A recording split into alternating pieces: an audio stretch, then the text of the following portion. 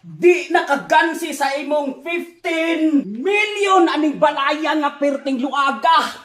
Sukad-sukad sa akong pag-vlog mga kahiganaan. Karon pa ko nakaagbat og bunggalo nga perting yung luaga o perting dakua tan-awa.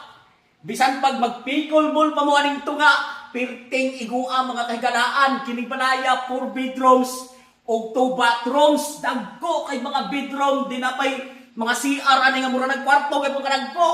Oh, tanawa libuta. Karon pagid ko sukad sa akong pag-ahinte o sa akong pag-vlog.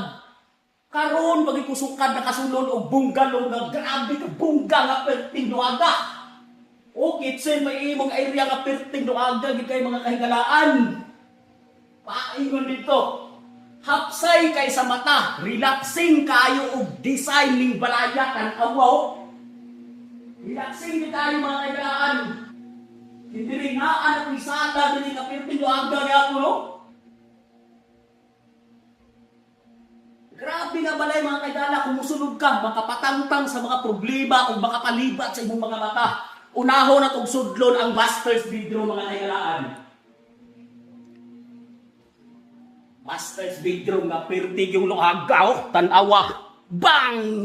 Agoy, karabi ka luag mga kaigalaan. Dayon lahos ta sa iyang toilet and bath with walk-in closet nga perting dakuatan awa.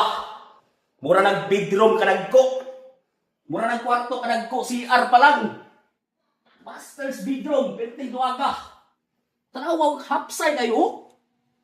No! Dayon sudlo na to ang iyang common nga bathroom. Tanawa, mura nga kwarto ka nagko mga kaigalaan. Grabe ka dako ngayon eh. Sudlo na to ang ikaduha nga room. Kay una to, master's bedroom. Ikaduha nga room ka. Pirte ka kung nagkuha. Sa ikatawlo nga room. Tuwara. Baka pasimag sa ibong mga mata. Ikaupat nga room. Tanawa.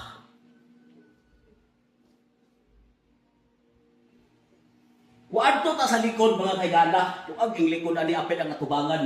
Pag sunod ako ganina, lipat ang bataw, grabe ka luag ang akong galo. Diri sa likod mga kaigala, luag ang gayo. Ang sukod sa luti ani mga kaigalaan, pertig yung luaga. 2,509 square meters. Grabe ka luag. Kung makita bitaw nimo to katong lubi, katong last, mo na uplanan bag. Makita nimo gikural, oh? Gikural pa ingon dito ang atubangan